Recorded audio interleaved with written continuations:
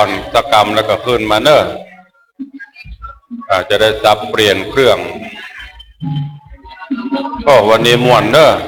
องค์ตาลก็จะทยอยกันมาเรื่อยๆวันนี้บุญก็ได้ไส้ก็เต็มอิ่มนำสำราญอิ่มตึงบุญอิ่มตึงกุศลพี่น้องศรัทธาที่อยู่ทางบ้านทางจองแถวใกล้วัดสันทรายใครมาห่วมก็ยังมาตันอยู่เนอะในช่วงเย็นๆบ่ายเย็นๆนี้ก็จะเป็นการเอกมหาราชก็จะมีกุมารบัทีมหาราชตะกรวันนี้โดยเฉพาะการมหาราชได้รับเมตตาจากหลวงพ่อท่านพระครูอาทรวิสุทธิคุณหลวงพ่อเจ้าคณะอำเภอห่างดงจะได้มาเป็นองค์เทศนาธรรมมาพบมาปะกับญาติโยมศรัทธานาบุญด้วยเนอะเจิญต่างบ้านต่างจองมาตันอยู่มันบักครบ13กันบ่เป็นหยังก็ได้มาฟังกันต่อเนอะ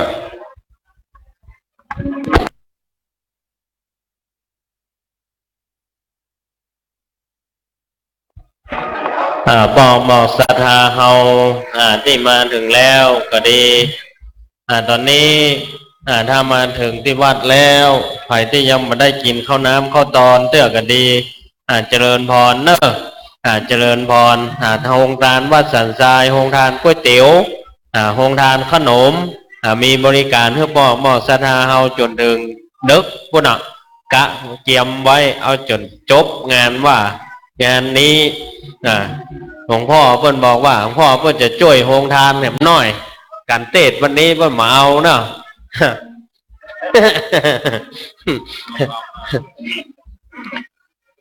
ศรัทธาเฮาเมื่อกำลังมาถึงก็ภายมาได้กินข้าวกินน้ำก็อยากเจริญพรเนอะกินข้าวกินน้ำบอกศรัทธาเฮาหลายท่านบอกว่าสถานีวิทยุบางเตื้อมันก็ดับบางเตื้อมันก็ติดมันก็คงจะผิดพลาดทางเทคนิคสายอินเทอร์เน็ตมันบางเตื้อมันก็ลุดไปพ่องเสียงก็อาจจะหายไปพ่องเพราะฉะนั้นก็ต้องขออภัยบอกศรัทธาเฮาตัวเพราะนั้นอยู่ที่ไหนตั้งใดฟังถ้ามันฟังประชัดก็เข้าพอทางอินเทอร์เน็ตของวิทยุ FM 104.50 เมกะเฮิรตซ์ของวัดป่ายหินก็ได้หรือว่าอาจจะฟังทาง Facebook ไลฟ์สดของวัดสันทรายตำบลหนองแก้วอำเภอหางดงก็ได้หรือว่าจะฟังทาง FM 96.0 ของวัดพระธาตุเจ้าดอยสุเทพก็ได้แต่ว่าอันใดมันชัดก็ฟังเอาถ้ามันคาดหายก็เป็นยังอดฟังเอาเพราะอินเทอร์เน็ตมันให้ทำงานหนักเนอะตั้งเมื่อแต่เจ้าล่ะเข้าก็ไม่ได้กินน้ำก็ไม่ได้กิน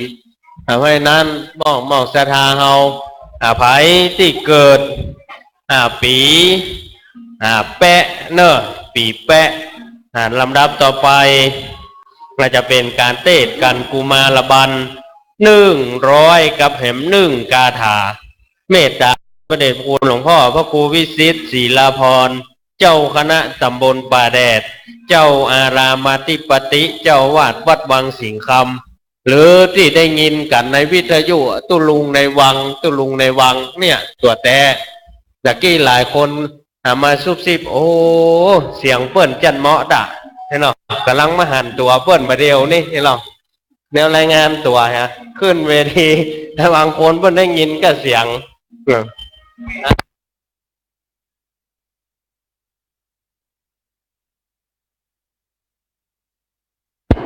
เอาไว้ฮะเนาะ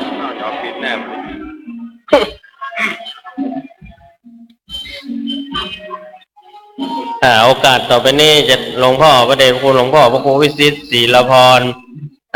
เจ้าคณะตำบลป่าแดดเจ้าวัดวังสิงห์คำหลวงพ่อจะได้ขึ้นธรรมาสเมตตาป้อมอศรัทธาวัดสันทรายเฮาให้พ่อให้แม่คนเฒ่าคนแก่หลายคนมารอฟั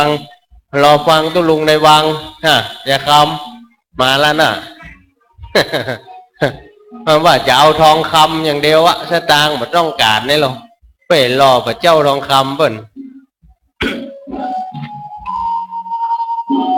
เนี่ยบอกศรัทธาการฟังธรรม น้ำทำคำสอนงานประเพณีตั้งธรรมหลวงเตศมหาจารย์เวสสันดรจาดกที่เราได้ยินกันอยู่ณขณะนี้ เป็นการถ่ายทอดสัญญาณเสียงและก็ภาพจากวัดสันทรายตำบลหนองแก้วอำเภอหางดงจังหวัดเชียงใหม่โดยได้รับความเมตตาจากผอ.สถานีวิทยุทั้งสองสถานีทั้งสถานีแม่ค่ายสถานีแม่ค่ายของวัดฝ่ายหินได้รับความเมตตาจากท่านผอ.ท่านก็บอกว่ามาเป็นยังได้กันโดยความเมตตาของพระครูสมุวิสุวัตรเพราะนั้นในความเมตตาของผอ.ในครั้งนี้ที่มีต่อวัดสันทรายในคลื่น FM 104.50 เมกะเฮิรตซ์พร้อมกับนั้นยังมีนะครับความเมตตาจากผอ.สถานีวิทยุ FM 96.0 เมกะเฮิรตซ์พระครูประหลัดสุรเดชศิริสุวรรณโนหรือว่าพระครูบายังกวงผอ.ทั้งสองได้เมตตากับวัดสันทรายลำดับต่อไปจะได้ฟังเทศน์ฟังธรรมกันกุมารบันวันนั้นพ่อหมอกสถานที่ไผ่มาถึงแล้วจะร่วมทำบุญสร้างซุ้มประตูกับวัดสันทรายกับเจิญได้เนอะทางด้านทิศเหนือกับเบื้องแผ่นละ19 บาทหรือว่าจะร่วมเป็นเจ้าภาพได้อย่างไรอันลองไปดูร่วมสร้างซุ้มประตูวัดสันทรายประตูทางเข้าประตูทางออกร่วมบุญทางเข้าเงินก็จะไหลเข้ามาทางออกกับปัญหาที่ติดที่คัดอยู่ก็ยังมีทางออกไปเพราะนั้นได้ตึงเข้าได้ตึงออกเนาะก็เหมาะศรัทธาเฮาใครที่เกิดปีแปะเจริญพรเข้ามาในวิหารเนอะเข้ามานั่งในซุ้มโยมเข้ามานั่งในซุ้มกันเนอะจะได้เวลาอาราธนากันกุมารบันเป็นลำดับต่อไปเสียงก็บอกค่อยดีเนาะงั้นนี่ก็หลวงพ่อพระครูวิสิตศิลปรนี่ถือว่าเป็นครูบาอาจารย์เขานะเป็นครูบาอาจารย์ของทุกเจ้าวัดสันทรายก่อนไปฝากเป็นลูกศิษย์ไปเฮียนเตะธรรมกับเพื่อนไม่ตะก้อนละนี่ขอโอกาสครูบาอาจารย์ได้อาราธนาธรรมกันกุมารบันเป็นลำดับต่อไป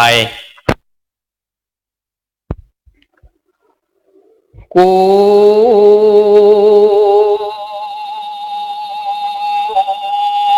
มา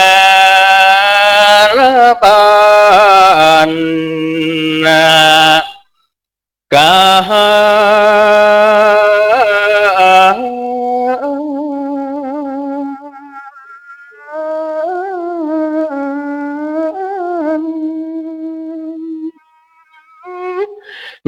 ใหญ่กวางปางเมื่อพระเจ้าเจ้า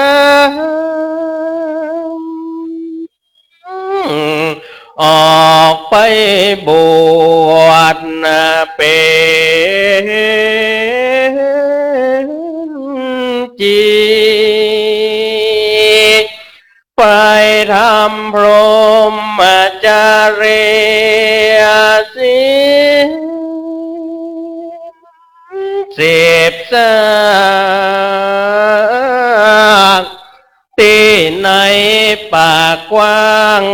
ด่านเพลี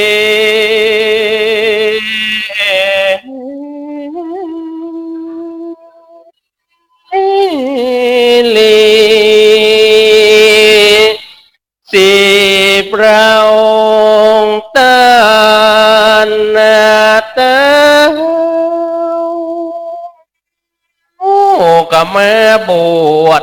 เป็นฤาษี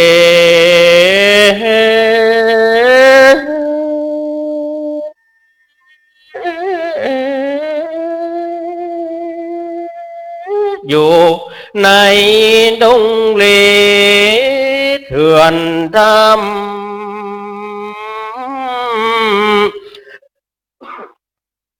ก็มีพรามเท่าคนหนึ่งงานมาขอเอาสองหนุ่มเนาเฮือ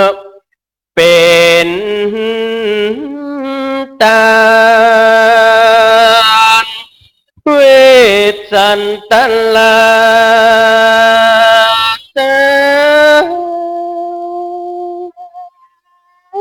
ก็มาตอดพระเนตรเรงหา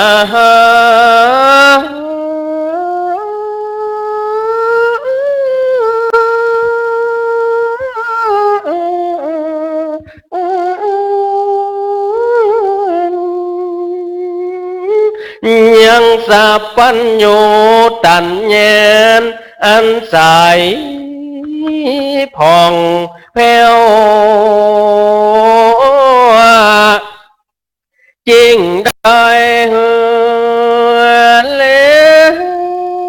วยังสองกุมารนอสองกุมารนอ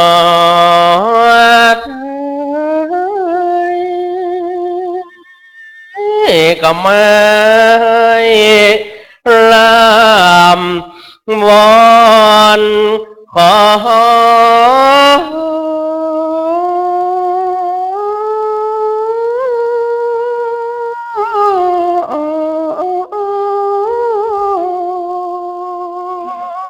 ปู่พามนี่นอก็เขียนตีไป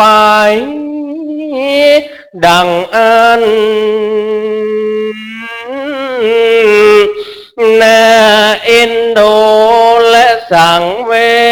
ชสองกุมารน้อย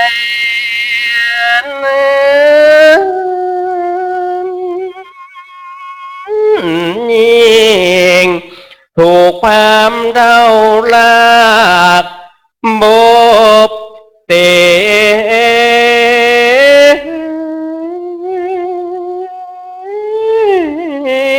ไปต่อไปนี้ลูกน้อยจะไปพอหน้าไผ่นะ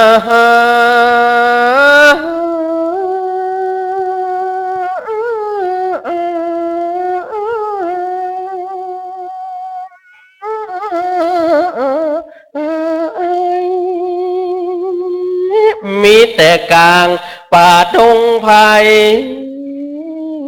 เถื่อนท้อง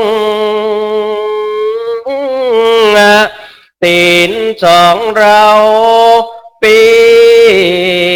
ยนก็มาเจ็บหนอมวมปองติดจูกะจังจูเป็น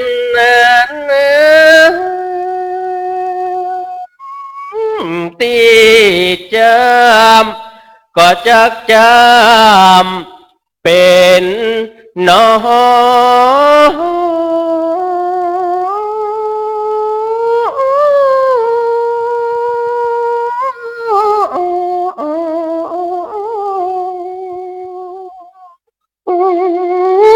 ตีปองกะจักปองเป็นเลื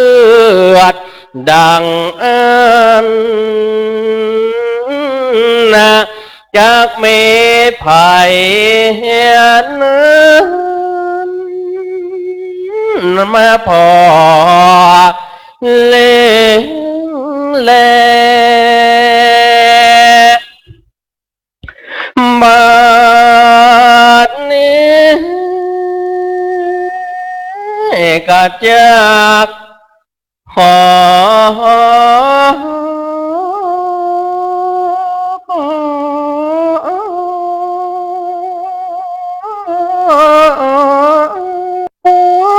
อะไร ถนายังองค์ท่านพระครูวิสิทธิ์ศิลพรท่านเจ้าใส่กาบมาเก้าแล้วก็ตั้งนะโมไปสาธุสาธุสาธุอามังอนุกรรมปิมังประจังอาราธนังกาโลมา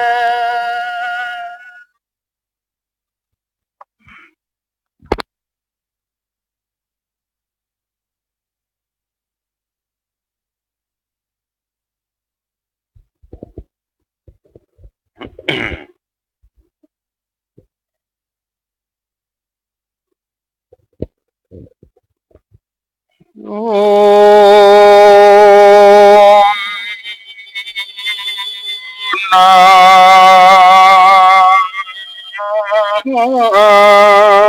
นตุพนโต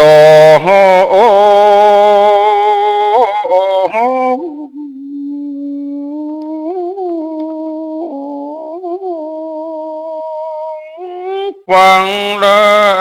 จงฟังละ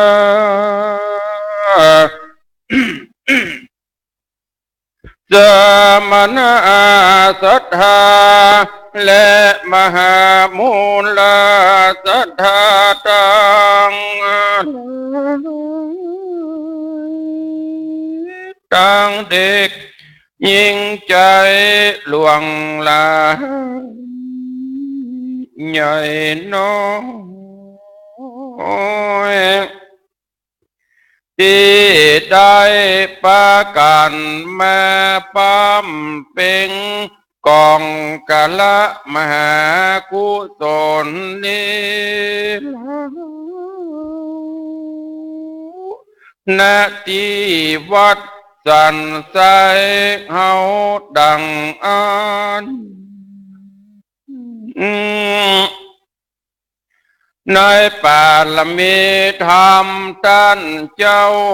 อุบาบุญเอตนาน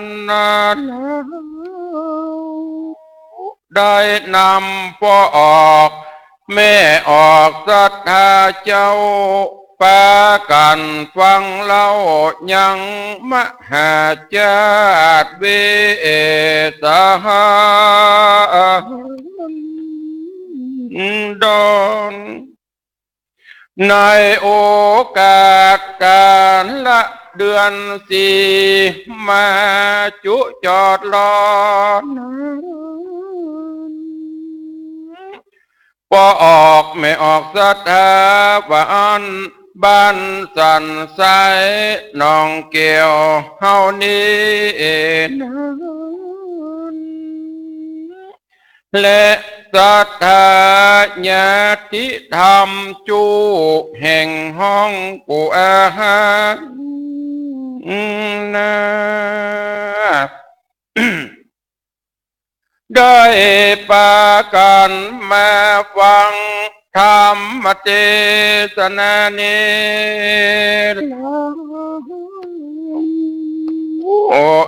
ยังมหาจาตเจ้าเวสา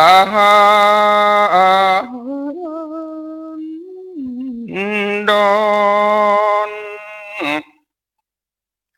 ก่อนที่จักเทศนาต่อไปนะยังกันทวน8 วันอาตมานี่ออกจากพอปาดไล่เคราะห์เจ้ามูลหาสา ทา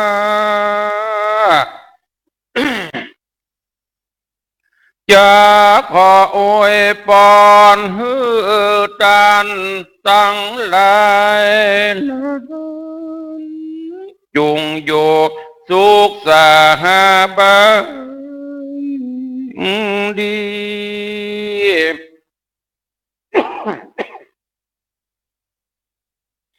จากปาดเคราะห์ลายยังใหญ่ถอยนี้ขอจะได้มากวนมากีพี่น้องเจ้าบ้านจะปะเคราะห์ปีเดือนวันนอนขอจุงหนีออกจากเจ้ากู้โหยีใจจากไล่เคราะห์ฮือหนีไปไกลไกล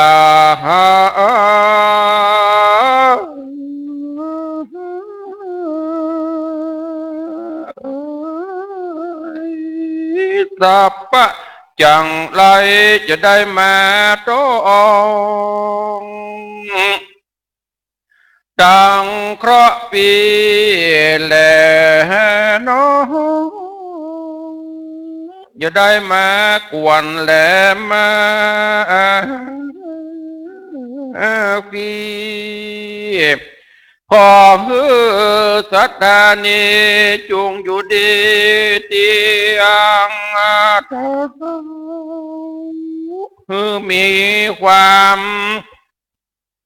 สุขี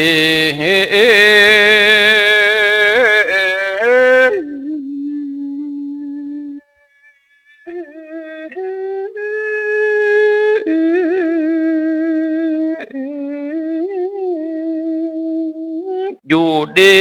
กินดีตลาดคุ้มเท้า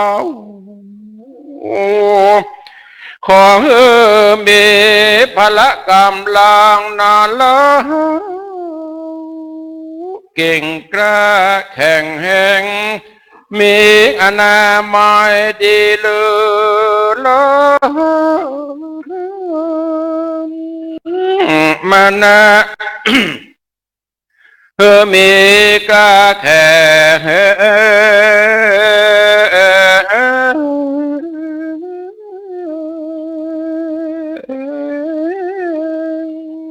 จุงมีเรียวแรงดังจังสันหานขอฮือศรัทธาตั้งหลาย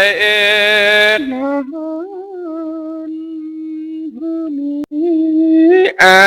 ยุนอนนั้นร้อยเศร้ากว่าปีบ้านจูโอโหโค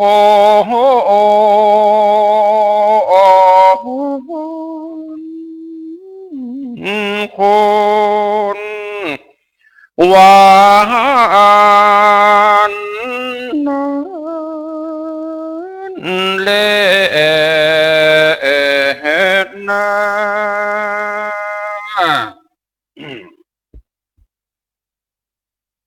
ขอยกมือ10 นิ้วกราบนบนอบน้อมยังพระตรีรัตนเกี่ยวเจ้าทั้ง3 ประการอันมีพระพุทธพระธรรมพระสงฆ์อันเป็นสรณะที่เปิ่งตีเคารพนับถืออันสูงสุดในชีวิตกราบถวายความเคารพปุญญาบารมีธรรมอดีตท่านเจ้าอาวาสวัดสันทรายตลอดจนแสดงความเคารพนับถืออย่างท่านเจ้าพระครูสังฆลักษณ์นนทพัฒน์หรือว่าตุปีอุบาบุญเนตรท่านเจ้าอาวาสวัดสันทรายตำบลหนองแก้วเฮาที่นี้ภิกษุสงฆ์สามเณรจุตนจุองค์ด้วยความเคารพขอความผาสุกความเจริญจงบังเกิดมีกับพอออกไม่ออกศรัทธานบุญสันนิบาตตานเข้าจุหนุ่มเท่าใจยิงที่ได้มาร่วม สืบสานประเพณีตลอดจนร่วมจันลงพระพุทธศาสนาในการฟังเทศน์ฟังธรรมมหาจารย์เวสสันดรจาดกในโอกาสประเพณีเดือนสี่เปงเผาข้าวหลามข้าวจีตานข้าวใหม่ให้ฮีที่วัดสันทรายตำบลหนองแก้วเฮาที่นี่เอาได้ฟังธรรมกันหรือว่าได้ร่วมกันจัดกิจกรรมมาหลายมือหลายวันโดยมีวัตถุประสงค์เพื่อที่จะได้หาทุนทรัพย์สมทบในการสร้างซุ้มประตูวัดตั้งแต่หลายวันมาตะวาก็แห่พวกกินขวดตานแห่ตำนานตลอดจนการทำกันเทศวันนี้ก็มาฟังเทศฟังธรรมกันตั้งแต่เจ้าตลอดจนพอออกไม่ออกศรัทธาญาติธรรมที่ฟังตั้งบ้านตั้งจองเนอะพระเจ้าได้ประทานขันเข้าขันน้ำตานเข้าใหม่ให้ฮีกันกินข้าวน้ำจำเข้าไงแล้วก็นอนฟังกันพ่องนั่งฟังกันพ่องตั้งบ้านเนอะไม่ใช่ที่วัดนี่นะที่วัดนี่นอนบ่ได้หมดติดนอนแต่มันนอนเมื่อจะเลิกกลางวิหารนี่ด้วยค่อยหัวก็แต่นะมันตั้งบ้านนี่สบายนอนหนุนวิทยุฟังตุลุงตั้งแต่เจ้ามาบอกว่าจะเป็นคลื่น96 เมกะเฮิรตซ์ของวัดประทาดเจ้าโดยสุเทพเนอะตลอดจนตั้ง104.50 เมกะเฮิรตซ์ของวัดฝ่ายหินวันนี้อย่างที่ได้บอกไปวัดสันทรายเหมาถึง2 สถานีตั้งแต่เจ้ามาละตุลุงก็รวดประชาสัมพันธ์ลาตัวนี้เนอะวันนี้เราไม่ได้เจอกันในรายการนานาสาระสปะสปันจากตุลุงเนอะ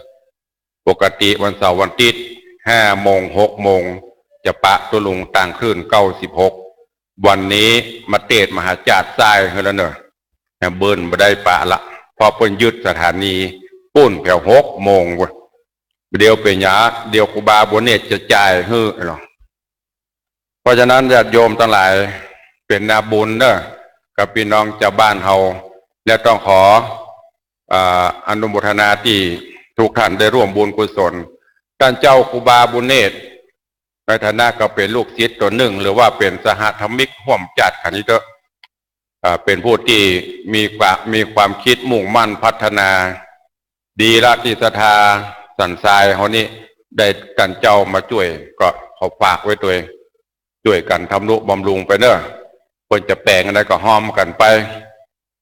วัดกับเปิงบ้านกับเปิงวัดถ้าคัดกันบรรลัยพังถึง2 ข้างช่วยกันยิ่งประเดี๋ยวนี้พระพุทธศาสนาเขามีภัยรอบด้านพระเจ้าพูดเฮายังป่วยกับคนเท่าสวกเต้าเด้าลมเข้าวัดนี่นะคนหนุ่มคนกำมาเข้ามานะแถมน้อยบ่มีละก็อย่าไปเป็นที่เลี้ยงควายเลี้ยงวัวหมดเลยพอตั้งใต้ฮะนะอย่างก็ที่เป็นข่าวนะM16ถล่มล่มเรียบร้อย3 ศพ ภัยเข้ามาตีแล้วเขาจะไปเฮะฮ้อกันมาได้ละต้องลุกขึ้นมาจันลงพระพุทธศาสนาของตัวเองจะเงี้ยจะได้คือพระพุทธศาสนาเจริญการกรุงรุ่งเรืองจะไปฟังอย่างน้อยหันข่าวทุกเจ้าน่ะก็แจ้งหันทุกเจ้าน่ะก็ด่าลองยิ่งเบียดยิ่งยกสังคมก้มแน่หันทุกเจ้าเอาละบอกวอกหัวมดมันนี่เอาแหมะเฮ้ยเนี่ยยังไม่ได้อ่านข่าวนะด่าไปก่อนละสุดท้ายไปสืบมาทุกเจ้าปลอมมันมีทุกอย่างในประเดี๋ยวนะเพราะฉะนั้นฝากไว้ตัวเองไหนๆก็ไหนๆปนิมนต์เทศ4 โมงประเดี๋ยวนี้4 โมงเกินป่ายละมันตึงเลทเวลากับคนมันเลทไปเตือนแล้วก็เที่ยงคืนก็เลิกลากันเนาะเป็นอย่างเขาเทศได้เขากับมือละอีแม่เขาได้นั่งไปพวกเที่ยงคืนปะบุญก็ได้ไส้ก็เต็มไม่ต้องเดือดร้อนก็เดี๋ยวก๋วยเตี๋ยวเขามาอย่างเขามากินเต็มที่เนอะวันนี้ดีใจได้มาพบมาปะนะตะกี้ท่านครูบาเนตรว่าโอ้แฟนครับถามฮัลโหลนี่อย่างพ่อจะตานทองคำกาอีกถามฮะบ่ได้หรอ ดีละได้มาพบมาปะเนอะเอาละมึงเสียเวลาถ้าใครฟังเต็มที่ก็วันหน้ามีงานนิมนต์มาเนอะใกล้นิ่มได้มันเจ๊ไก่แค่ตัวบ่แป้งสัก20,000ก็มาละเอาทองบาทเดียวไปได้ ก็เรื่องพระเจ้าทองคำวันนี้ก่อนอื่นขอสุมาเนอะเสียงอาจจะบ่ค่อยดีเท่าที่ควรยอมสีเร็วลาบยกโถงข่าวยอมการเนอะเสียงวันนี้บ่ม่วนแล้วก็หากว่ามันบ่ม่วนเพราะตั้งบ้านก็ดีเนอะฟังเสียงมันบ่เป่งป้อยไพเราะจะได้สู่มาอภัยตัววัดเล่นงานมาพยายามประคบ ดบยามาตลอดเพื่องานนี้โดยเฉพาะเพราะฉะนั้นผิดพลาดร่างประการใดขอสู่มาอภัยตัวเนอทางที่นี่และที่ตะฟังสถานีวิทยุต่างบ้านตัว โอกาสบัดนี้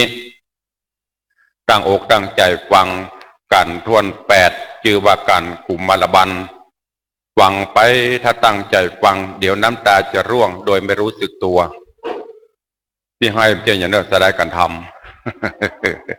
ตอนตั้งกาบป่ายนิม้วนเนี่ยมอเอะหมอกเปิงตะวันจะรับเดี่ยมเขาสุเมธเมทอนกาบป่ายเป็นถ้ำแต่ว่าเสียงทุเจ้าจะมาถึงม้วนในวันนี้ต้องขอสุมาตัวณโอกาสบัดนี้ตั้งอกตั้งใจฟังแล้วก็จะใส่กาบป่ายไปโดยเนอะ นะโมตัสสะภะคะวะโตอะระหะโตสัมมาสัมพุทธัสสะ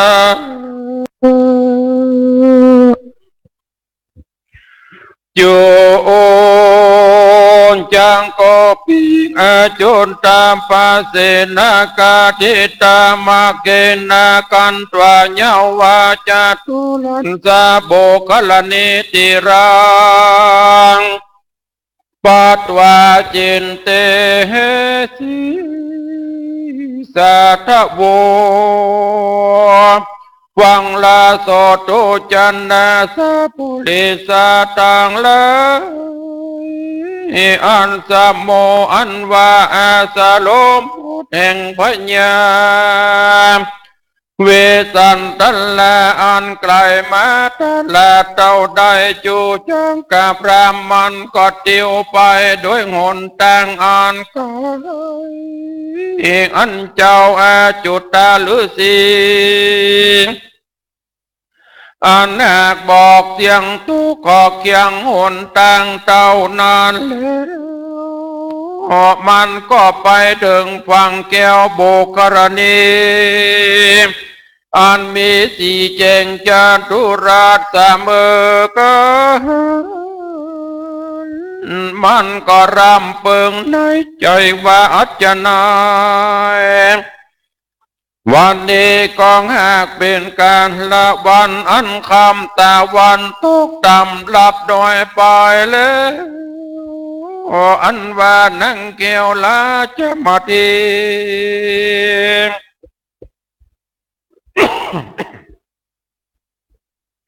อันเป็นแม่สองสาลีพี่น้องจังมาสู่ห้องสันลาจะแลมาตุกามโมนามาจืออันว่ามาตุกามผู้หญิงต่างเลยนี่ยอมมีกรรมตานีบองหูตีสลักตานย่อมบันดาลเหือหาจากลาแห่งยาโจกวานีโปกทั้งหลายดันเสวะในวันผูกเจ้านางหนุ่มเนาลาจมาทีอันเป็นแม่สองสาลีกว่าในดาวป่าดงไพรกูเนี่ยไปเข้าสู่ที่อยู่ดาวเวสันดรอยากวิ่งวอนขอเอาลูกแก้วการว่าได้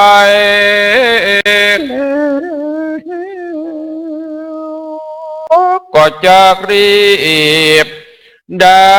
นี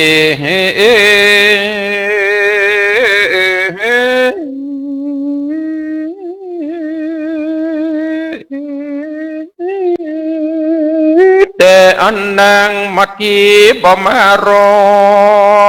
ดนำเจ้ายอดนี่ปัญจันและอาตันสาเวนตุลาโตเมื่อนานพรำจริงขึ้นสู่งำดอยก้อยอยู่พรำเท่าผู้ดานอน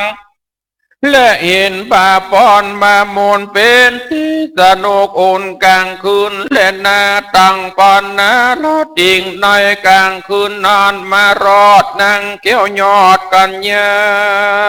งนอนในศาลากับลูกน้อยเมื่อยามเดือขาโคยกลางคืนนางมาที่ผูกฟันหลากนี่มีนาปูนกูโกปุริโสนางฝันว่ายังมีใจผู้หนึ่งดำเนื้อมันกำเหมือนมีเข้ามาสู่คนดีกากาดนุ่งผ้าย้อมผ้าซองพื้นหนึ่งนุ่งไปในพื้นหนึ่งสบายปลายดอกถัดดอกไม้แดงส่องหูพอเล็งดูอย่าเปิดดือดาบเลื่อมแกนนาตาเข้ามาสู่ศาลานางแล้วก็มาก้มหลับนั่งแก้วมาทียับเอาเกศีบวชเราจักเอาเจ้าเต้านอนง่ายควักเอาตาแม่นางตั้งกูแล้วตาเนาส่องแก่นนั่งแก้วนี่กว่าโยกควันพาหัวอกมันก็มาจุกเอาหัวใจนางประเสริฐนางร้องไห้เกิดติ่งตายกันวันถึงเอาว่าทุกทั้งหลายได้แล้วยามเบื่อเลือดนั่งเกี่ยวโปงไหลทุกมันก็แม่ยกเอาแขนนางงามติวกว่าเข้าป่ามาไปพรเลนาสาปะพุจิตวานางบาดยังลาบอดดันเจอนางแก้วตื่นกระจังฟันนางบอกเคยฟันหาหลากนางตกใจมากนักหนานางปัญญาการนิ่งใจว่าโอ้ยน้อกำฟันอันนี้นะเป็นอันอย่าเป็นบาปให้นักหนาดังพาญานิ่งใจรู้รอดถึงเต้ายอดโปธว่ากำฟันอันนี้นะภายป่อยจักมา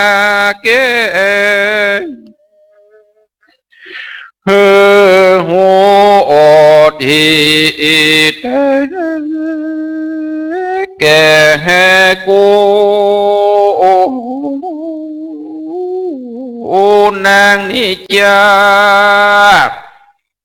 ปานดังกูจากรู้รอดไผ่ปะหูเต้ายอดเวสันดอนนางจิกลงจากที่นอนจนมาแล้วห่มผ้าลูกแก้วบัวอ่อนจิงไปสู่พระเวสสันดรบะเวียงยามสางเตียงกลางคืนนางก็ไปยืนตีต้อยก้อยตีเป็นประตูศาลาเพื่อสัญญา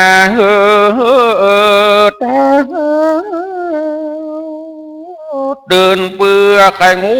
แจงจืนกำฝ่า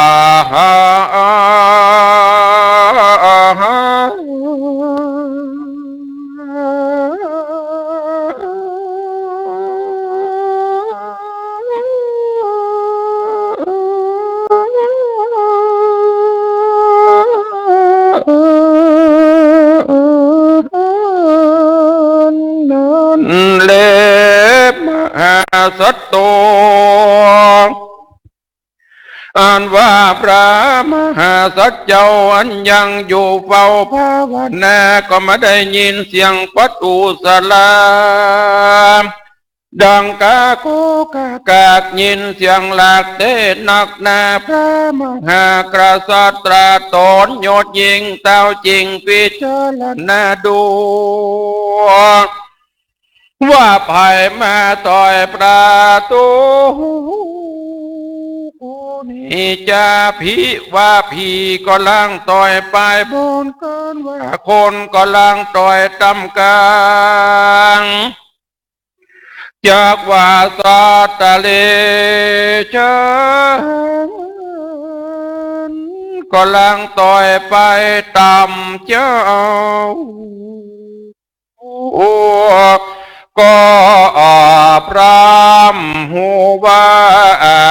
สิ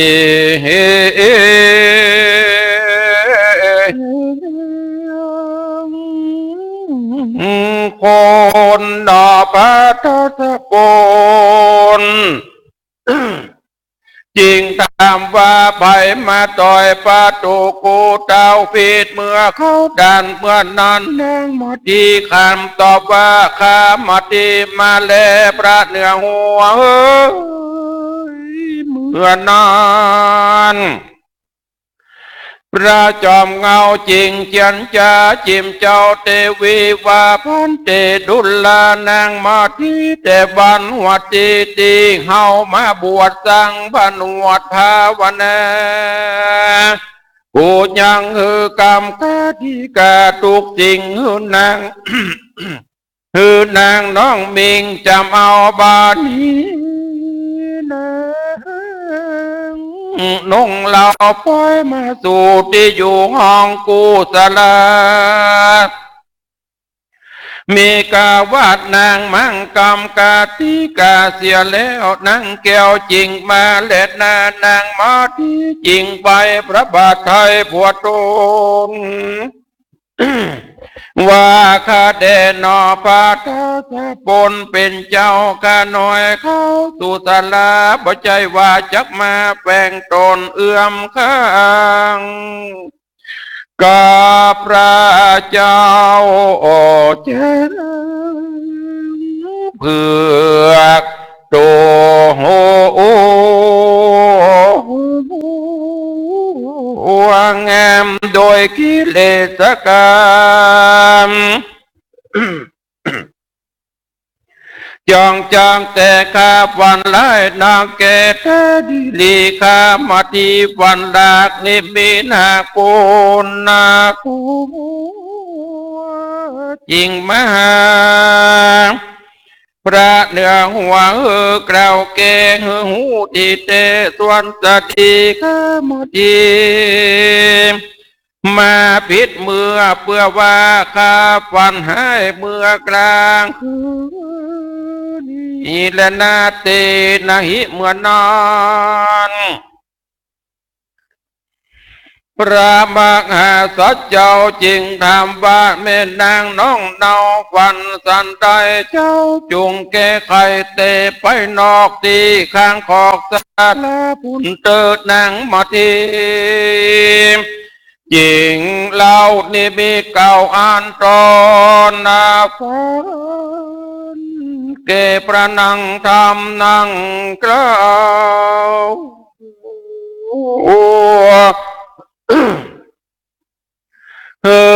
พระบาทเจ้าฟ้าดูนั่นแลเหมือนนั้นพระมหาสัจเจ้า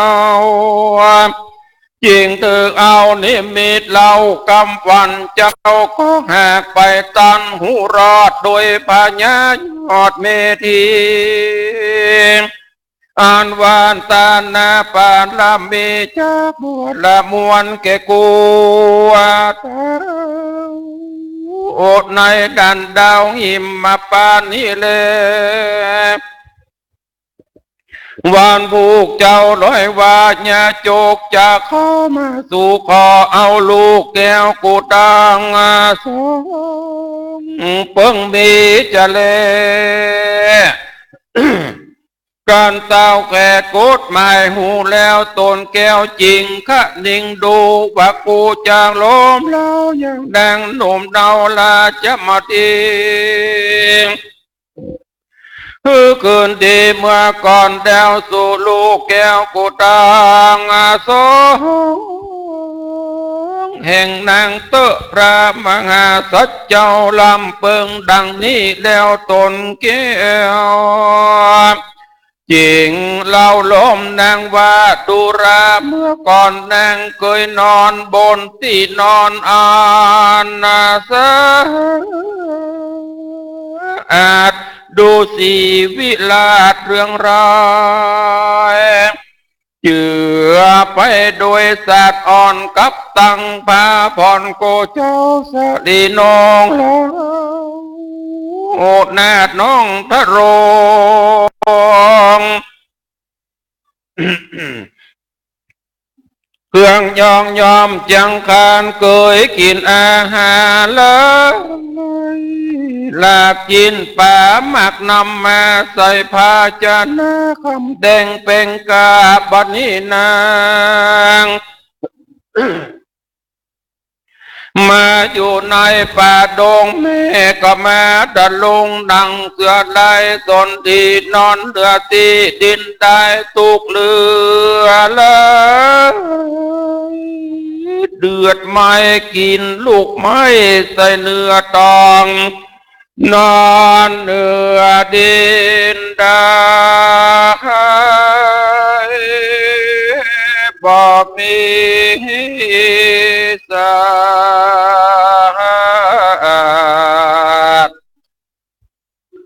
บ่ไม่ละรอ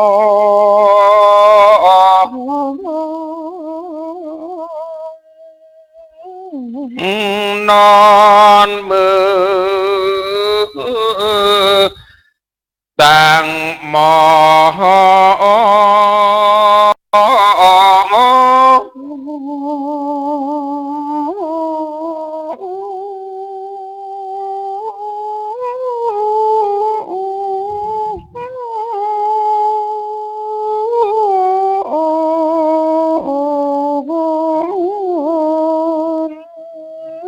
สอนกล่าวเป็นทุกยิ้มเจ้าจอมพา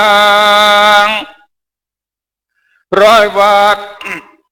ร้อยวัดตานางความเขือกอารมณ์เยือกปุ่นกลัวแม่จะมัวโศกเศร้าจุงไปนอนกับลูกเต่าสองลาเตอพระมหาสัจเจ้าเล่าลมนางดังนี้แล้วก็ทรงนั่งเกี่ยวกับสลาดังเก่าหันแลสาวิภาตาในเมื่อกลางขึ้นนั้นและรุ่งสายฟ้าปุ่งขึ้นมานางพญาก็มากระทำบาดปฏิบัติกวาดผิวอันสมาสา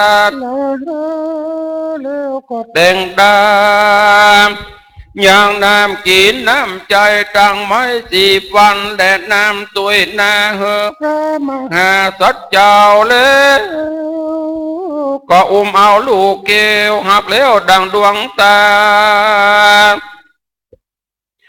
จริงจันจากับลูกเต่าพระหม่อมเจ้าแม่ตั้งสองวาสดีบวชตองลูกหักแม่คืนนี้แม่ฝันให้แต่ดีเลยส่องสลีลูกเต้า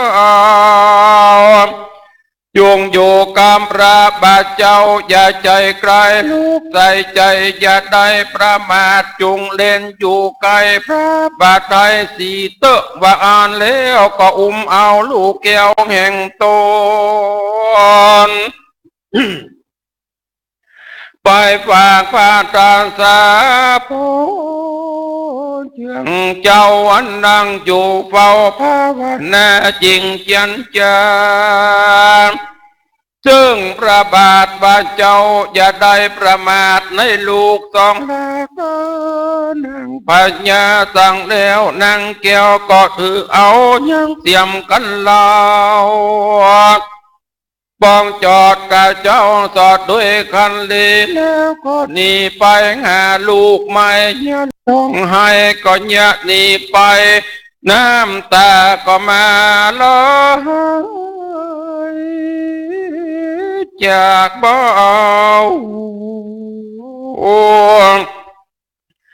ให้เข้าป่าไม้โดองค์ไพรวันนั้นและทัตตาจูจักโกในการลานนานโจจังกาพรำปู่เต่าตื่นลูกเจ้ากินไงมันก็สบายทงคมเต่าพรำเท่ากว่าลงมานี่จะพาปากทำกินน้ำอิ่มเพียงใจ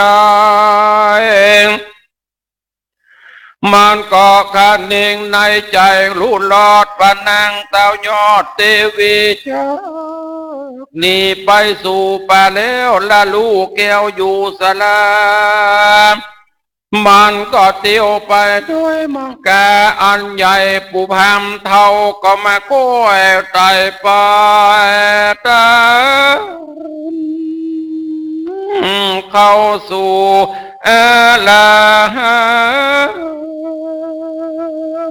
ป่าไม้ปีพระเงาอดอยู่กลาตามทำวันนั้นเลยตั้งสุตวามหาสัตโตเมื่อนั้นพระมหาสัตเจ้าได้ยินผู้พามเต่าอันเดินข่มเต่าเข้ามาขอดันมีใจบานยอมจื่นใจต้องตื่นยินดีเหมือนดังการเศรษฐีผู้มีใจศรัทธาใจปฏิฐานตั้งไว้ยังคำปาน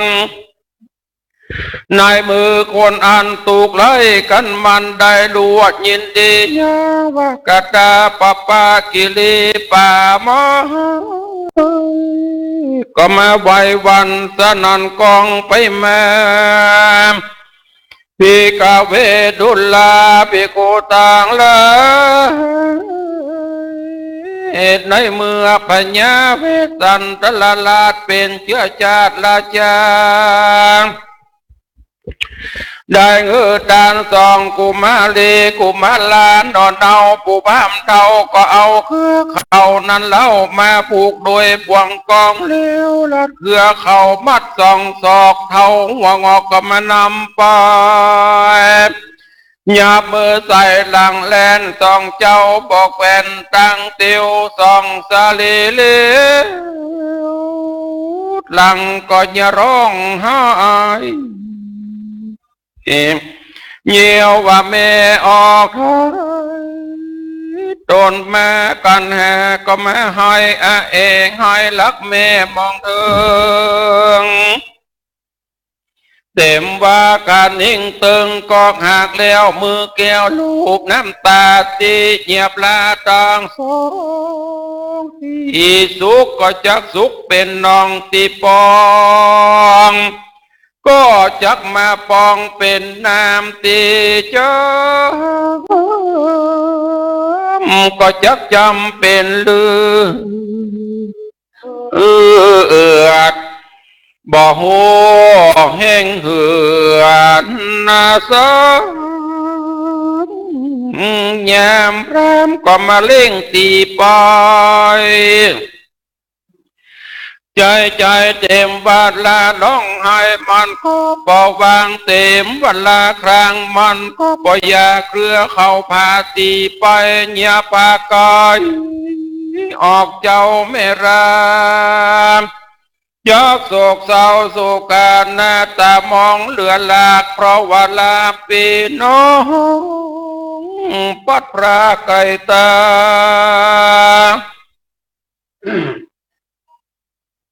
แม่ลาจักมาหันสาลาอันเป่าแม่ลาจักมาเลยแล้วเล่าหนอเลยได้แม่จักมาปลายน้ำตาเสียบอกขาดเพราะว่าบ่ได้หันแน่น้องนาดกันแหง วันนี้ลานิกายตาบทันสั่งบัดนี้เมออกเจ้านางหรือ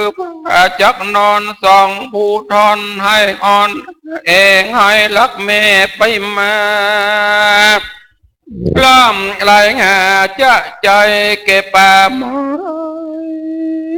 หิมมาป่าอิติ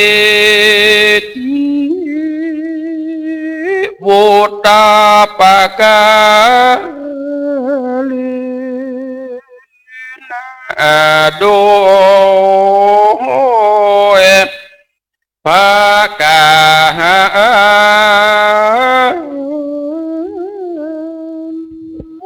ดังกล่าวมาอีเลเด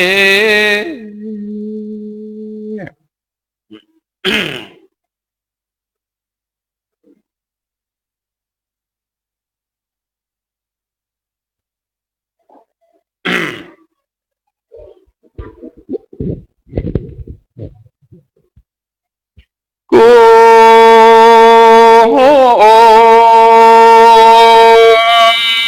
มาราบันกา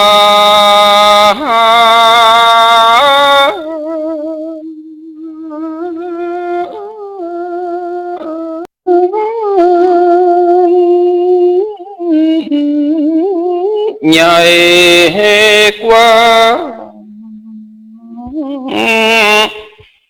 ปางมือพระเจ้าก็มา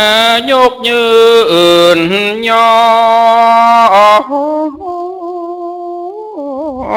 ตันแผ่นดินด้านอ่านนะก็ปอไว้วันก็องว่าก็มารู้วันนาร้องสนั่นเนืองนั้นเวสันตลาตานนาตาโอกมาตอดพระเนตรเล็งหา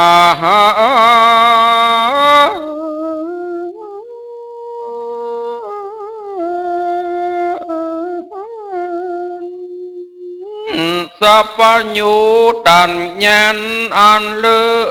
ศเลก็แม่กำเอาแขนสองลูกเกี้ยวหยาดน้ำมาแล้วย่อเตตันส่วนว่าสองกุมารน้องก็แม่สะอืดอ่อนหายเพราะว่ากูตึงหายังไม่ออกที่ยังอยู่ว่าไม่ไปกันมาเมื่อแม่จักไปป่าไม้แม่ก็มาสั่งไว้ว่าจะได้ลาสา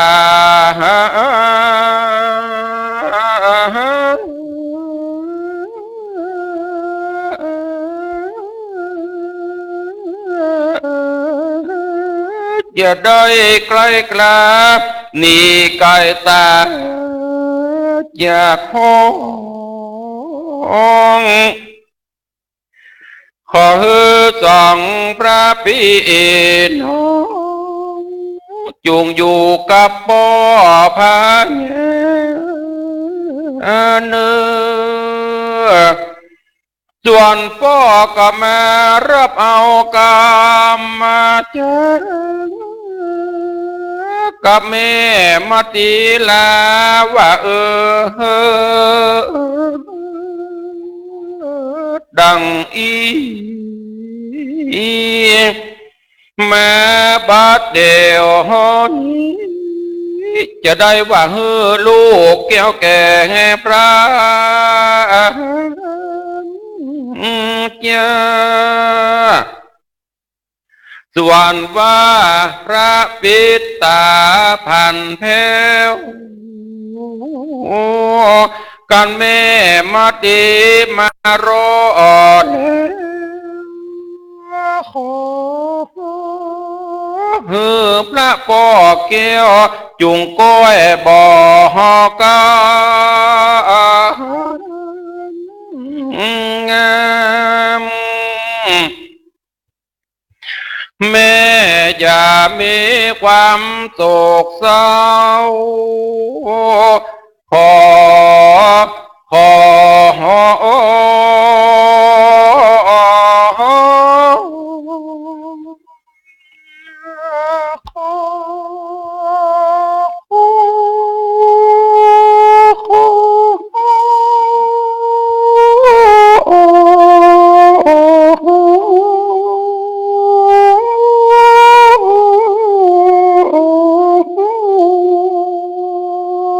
พ่อแม่เป็นเจ้าจงก้อยอยู่ที่ข้าว่าก้อยอยู่ก่อนเตือนป่าไม้ดานดงนา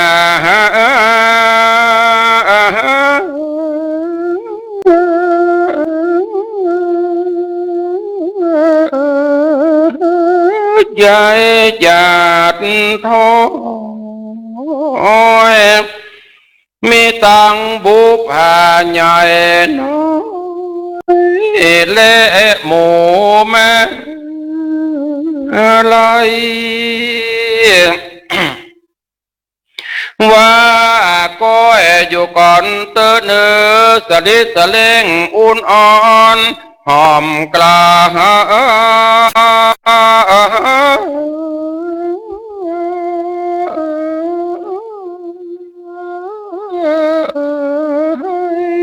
สุดับปีใหญ่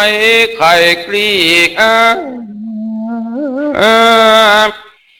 สร้างดอกได้เหินหันฟ้า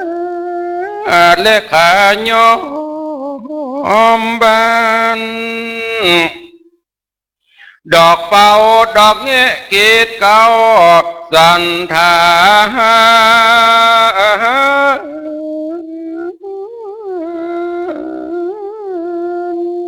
ดอกลากีบานเบ่งโซ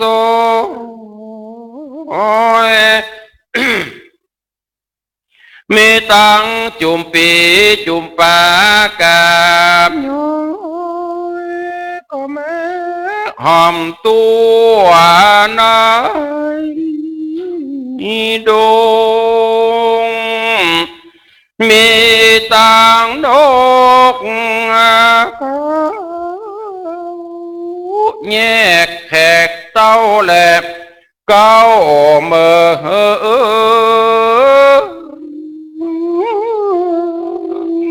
มีตังนกป่อเฮยตระเวาจุต้น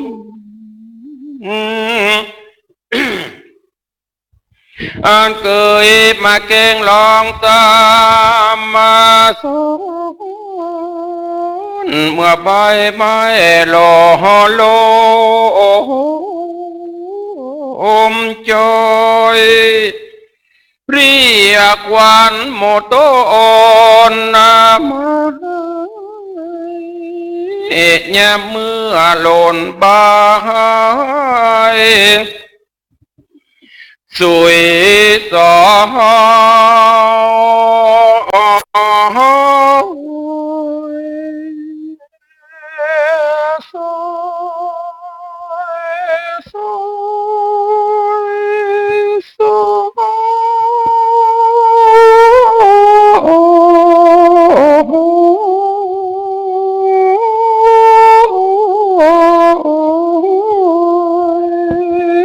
จุกกะลุยดอย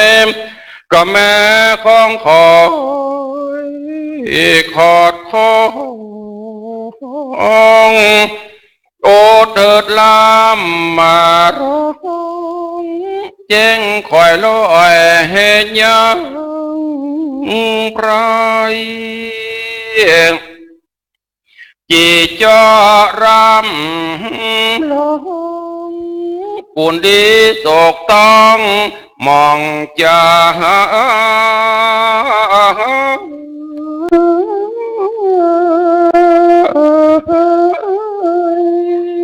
เลี้ยวพอไปดังใดก็หันแต่เมื่อหมอกผู้พอไป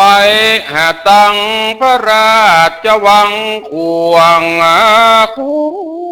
มพระบัณฑนอสาลาสุริยะเกียวก็มาลงไปแล้วอาวัดเกี้ยวแม่ก็มาอยู่ไกลตา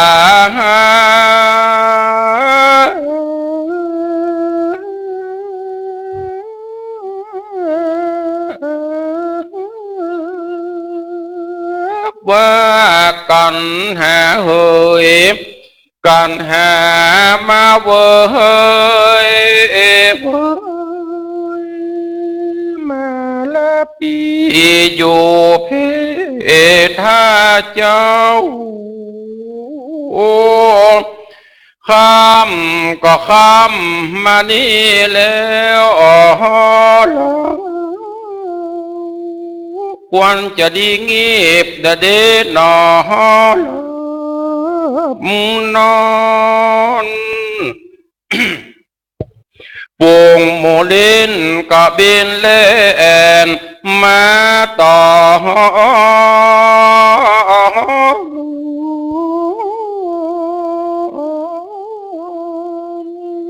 ปุงบุเหลือบยุงยอมก็บินลามาไกลสุดแต่เมยติข้างอยู่บ่าเฮมาก็เพราะว่าปิวยัวยัวฮาโลองหามมาเป็นทุกขากับผู้พรำธรรมบัจเจน้อยเหตุบัดได้ปัดพรากจากพระยอดตัวแม่มาทีลาสองพระพี่น้องก็แม่เนตรน้องน้ำตา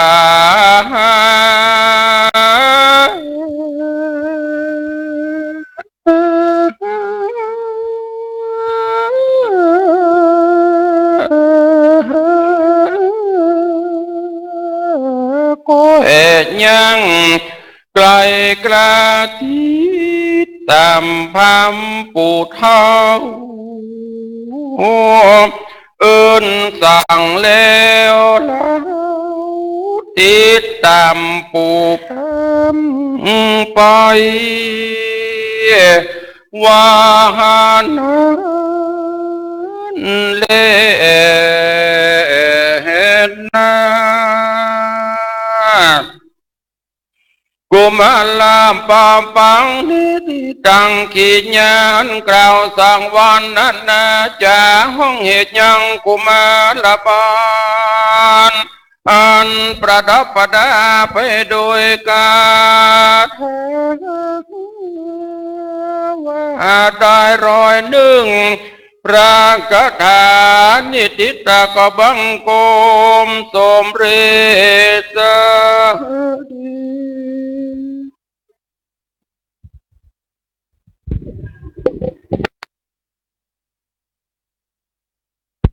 ในโอกาสวันนี้การเทศทำกุมารบัน100กับแหม1กาถาป้อออกมาออกสถากาถามันนักลงไปพอเงารับก่อนรับบ่ได้รับต้องมีสตินะ100กับแหม1กาถาก็เมาหัวบนไปเลยนะยังได้แต่ว่ามาถึงวันนี้ป้อหมอกสถาปล่อยแม่ ที่อยู่ทางบ้านฟังบางคนก็ไข้หัวไปตัวม้วนฟังตัวเจ้าว่าสันทรายโอ้ม่วนใจ เป็นอย่างมีโอกาสก็มาแอวหากันเนอะให้ปล่อยแม่เฮาบอกหมอกสถาหลายคนตัวมานะตัวเสียงวิทยุมาวัดสันทรายนะหลายตีลงไปตักตะกี้อันดับต่อไปเพิ่มเพื่อเป็นการเสียเวลาหลวงพ่อกันมาที่เยี่ยมมาแต่เนอะก็ว่ามาแล้วกะอยู่ตั้งนอกกะลำดับต่อไปนี้จะได้เจริญพรคุณโยมชุติการสายสุภาได้เข้าประเคนกันเทศพร้อมกับโยมคุณโยมชุติการเข้าสายสุภาประเคนแล้วอาตมาจะเฮือเกณฑ์เฮือเปิ้นเกณฑ์ก่อนแล้วก็เกณฑ์ร่วมกันพร้อมกับโยมอันนิชาพร้อมกับคณะเข้าประเคนเฮือเปิ้นประเคนก่อนเอาไปประเคนจุโยมเข้าประเคนก่อนเลย